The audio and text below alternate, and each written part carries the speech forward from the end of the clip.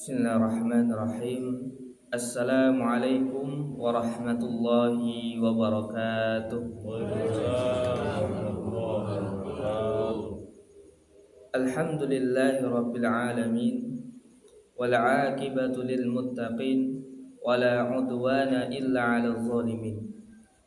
Allahumma shalli wa sallim ala nabiyyina Muhammadin wa ala alihi wa sahbihi ajma'in. Amma ba'd.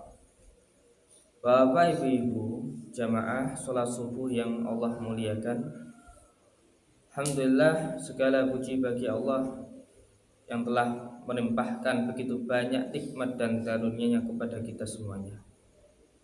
Pada pagi hari ini kita akan mentadabburi salah satu surah di dalam Al-Quran, yaitu surah At-Takatsur, di mana surah ini termasuk dalam surah Makkiyah yang turun sebelum hijrahnya Nabi Shallallahu Alaihi Wasallam.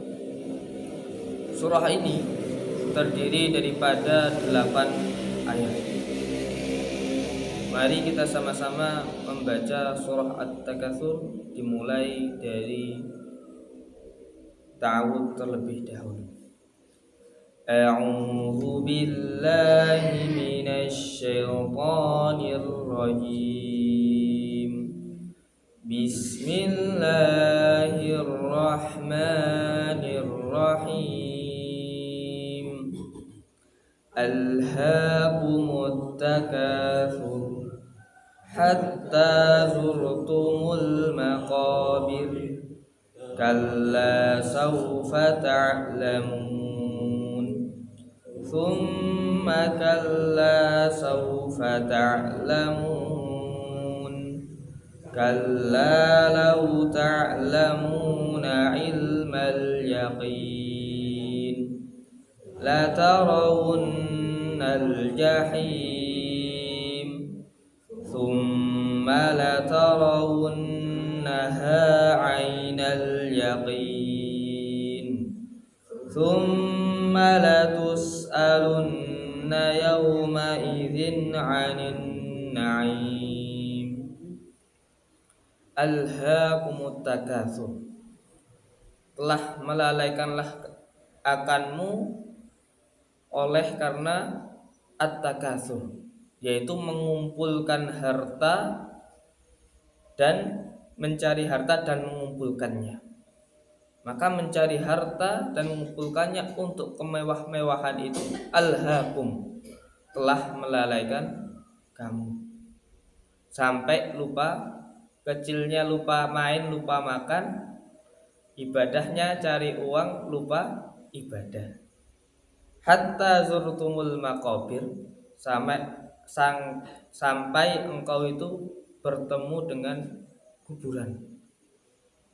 Kalla saufa ta'lamu, maka janganlah kamu melakukan yang seperti itu, karena saufa ta'lamu, besok pasti engkau akan mengetahui akibatnya. Akibat dari alhaakum, yaitu dari lalai, dari disibukkan mencari harta dan mengumpulkannya. Tsumma kalla saufa ta'lamu, kemudian sekali-kali tidak, janganlah kamu melakukan hal yang seperti itu. Saufa ta'lamun, besok engkau pasti akan mengetahui akibatnya. Kalla law ta'lamuna ilmal yakin, sekali-kali tidak, sekiranya engkau pasti akan mengetahui dengan ilmul yakin. La tarawunnal jahim, sungguh pasti engkau akan melihat neraka jahim. Tsumma la tarawunnaha 'ainal yaqin, kemudian engkau akan mengetahuinya, akan melihat neraka tersebut dengan mata kepalanya sendiri. Tsumma la tus'alunna yaumaidin 'anin na'im, kemudian pasti engkau akan ditanya pada hari itu 'anin na'im, atas nikmat-nikmat yang telah Allah berikan. Bapak ibu-ibu jamaah salat subuh yang dirahmati oleh Allah, apa pelajaran yang bisa kita ambil daripada surah At-Takatsur ini? Pelajaran yang pertama yang bisa kita ambil adalah at-tahdziru min jam'il mali wa taktsirihi ma'a adami syukrihi wa tarki ta'atillahi wa rasulihi min ajli. Yang pertama yaitu adalah surah At-Takatsur ini menjadi peringatan kepada kita semuanya agar kita itu tidak lupa untuk senantiasa bersyukur dan tidak lupa untuk dari meninggalkan, agar kita tidak lupa dalam ketaatan kita kepada Allah dan Rasulnya karena disibukkan dalam mencari harta. Tapi bukan berarti Islam itu melarang kita dari untuk mencari harta. Tidak. Karena Islam itu agama yang rasional. Kita diperintahkan untuk beribadah, tetapi juga berusaha, kita juga diperintahkan untuk berusaha memenuhi kebutuhan hidup itu. Hal ini dijelaskan dalam surah Al-Jumu'ah ayat yang ke-10. Fa idza qudiyatis sholatu fantashiru fil ardi. Maka apabila telah dilaksanakan sholat, fantashiru fil ardi, maka bertebarlah kalian di muka bumi dan carilah karunia Allah. Maka apa artinya? Artinya yaitu setelah kita beribadah, setelah kita sholat, kita diperintahkan untuk bekerja dan berusaha. Tetapi jangan sampai lupa tujuan utamanya yaitu mencari keridhaan Allah, bukan kekayaan semata. Jamaah sekalian, ada satu ungkapan yang powerful yang pernah diucapkan oleh Kiai Haji Ahmad Dahlan. Selain yang hidup-hidupilah Muhammadiyah, jangan mencari hidup dari Muhammadiyah. Ada satu ungkapan lagi yang powerful, yaitu beliau mengatakan, kerjalah sekeras-kerasnya, carilah uang sebanyak-banyaknya, gunakan untuk dirimu, istrimu dan anakmu secukupnya, sisanya dermakan di jalan Allah. Maka bisa kita lihat bahwasanya nasihat ini bukan omon-omon, tapi dilakukan dengan bukti nyata. Kita mengetahui bahwasanya Kiai Haji Ahmad Dahlan itu adalah pengusaha batik, yang pada saat itu pengusaha batik pasti memiliki rumah yang mewah. Akan tetapi Ahmad Dahlan ini mematahkan stereotip itu. Hidupnya sangat sederhana, rumahnya kecil jauh dari kemewahan.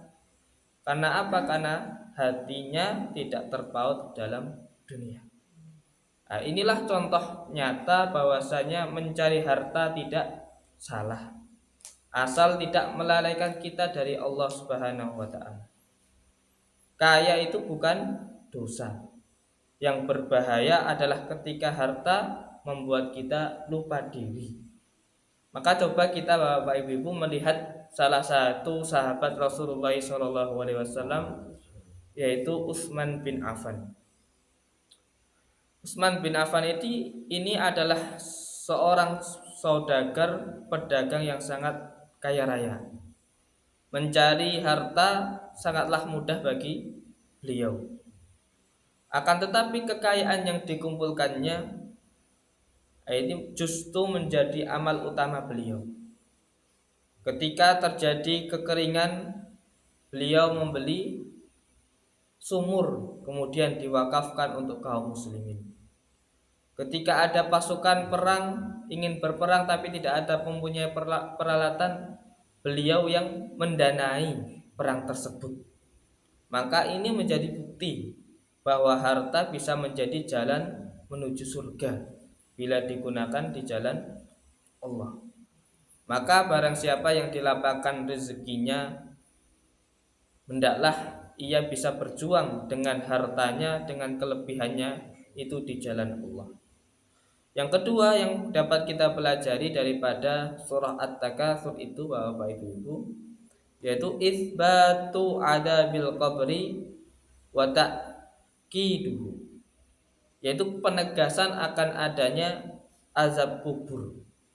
Hal ini didasarkan oleh firman Allah Ta'ala, hatta zurtumul maqabir kalla saufa ta'lamun. Nah, firman Allah Ta'ala ini menjadi bukti bahwasannya kehidupan itu tidak berhenti di dunia ini saja.